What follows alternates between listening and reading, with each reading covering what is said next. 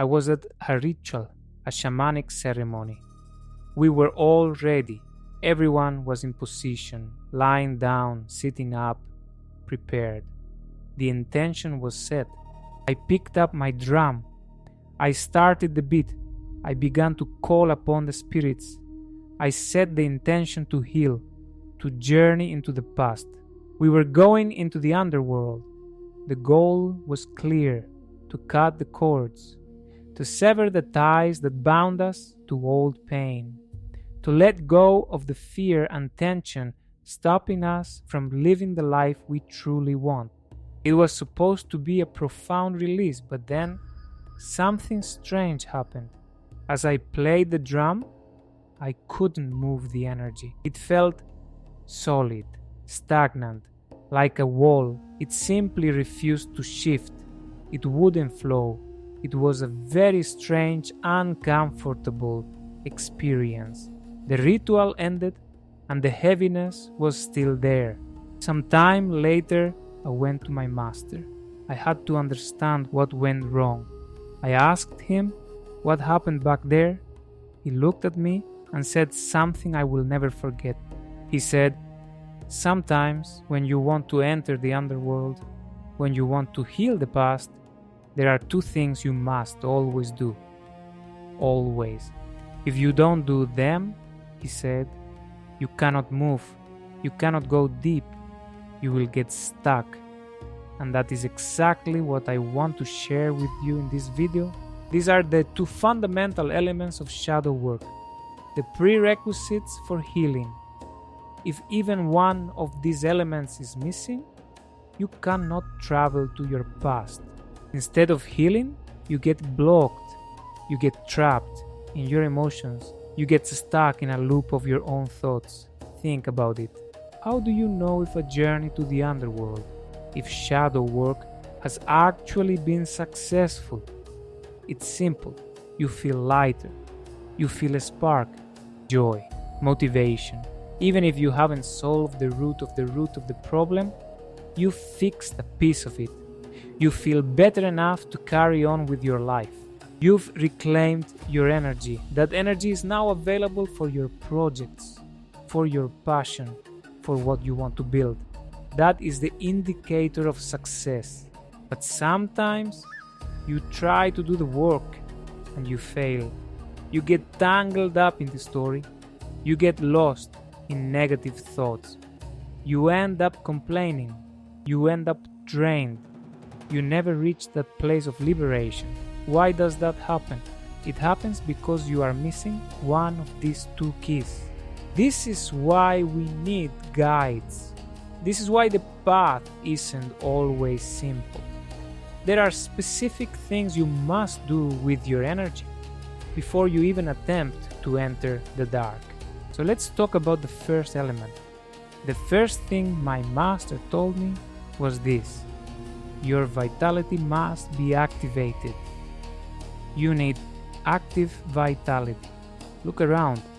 Most people are walking around in a low energy state. They are asleep, unconscious. Maybe they've been binge watching movies. Maybe they are exhausted from working too hard with their minds. They are completely disconnected from their bodies. You cannot do shadow work from this state. That is why, before any ritual, there must be movement, a walk, a hike, physical activity, something to reconnect you with your body, to reignite your internal fire. Because here is the hard truth about the underworld. It is filled with heavy spirits, grief, guilt, sadness, apathy. If you enter that space without power, without vitality, those energies will consume you. There is a fundamental energetic rule you need to know. You cannot heal in a state of victimhood. It is 100% impossible. If you go in thinking, "Poor me, my parents did this to me. The world is so unfair," you are trapped. Instead of moving through the shadow, you get stuck in it. Now you might ask, "But wait, if I need to heal, doesn't that mean I'm weak?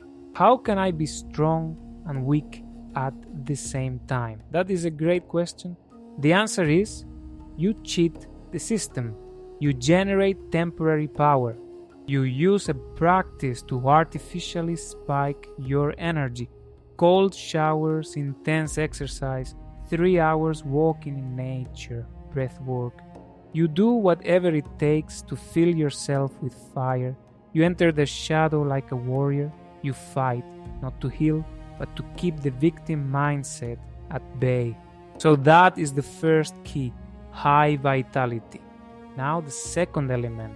This is the reason why when I guide rituals, we often don't start right away. Sometimes we spend 30 minutes, even an hour, just sitting there, doing what?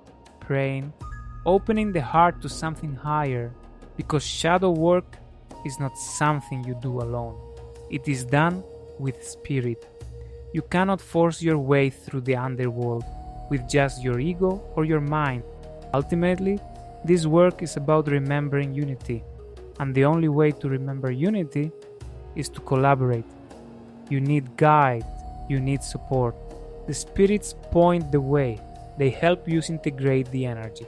They receive what you are ready to let go of.